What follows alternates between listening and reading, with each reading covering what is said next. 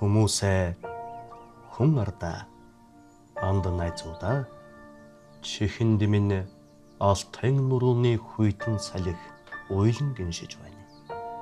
Тийм ээ, бидний зүрх сэтгэлд харуулсал төрүүлээд Бурхны цэцэрлэг түрээлэн рүү яран удсан нэгэн хүмүүн заяаг сүүлчийн замд нь үтгэр боллоо. Тэр хүмүүн бол Баян Хонгор аймгийн Үлзий цуманд 1978 онд Буняавын 7 хүүхдийн отхон заяаг олж төрсөн хүмүүн Ганбаяр байлаа. Түүний амьдралын гэрэлт зурхайг товчхон дурдвал 1985 онд Баян Хонгор аймгийн 2 дугаар 10 жилийн дунд сургуулийн алтан босгоор анд найзуудтайгаа хөтлөлцөн ороод аяны шууд алтан нутагтан жигүүрэн дэлгэн ирсэн 1995 онд сургуулийн төгсөж байлаа.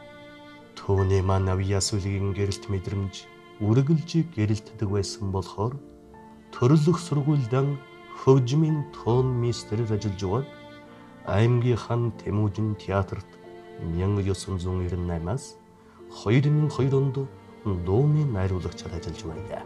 Тэрээр 2002-оос 2005 онуудад урлагийн гэрэлт түүхтэй соёлын коллежиг амжилттай дүүргэн ажил амьдралыг хангарааг эхэлсэн юм.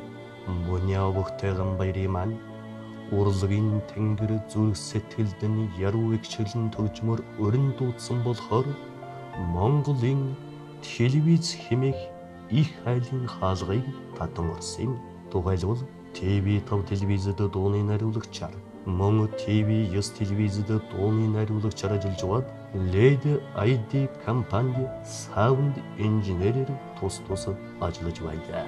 Тэрээр ажиллаж байх хугацаанд 2014 онд соёлын яамны хүндэт жуух бичиг, 2016 онд Монгол улсын соёлын тэргүүний ажилтан цол тэмдгээр шагнагдаж уран бүтээлч биднийг баярлуулж байсан юм.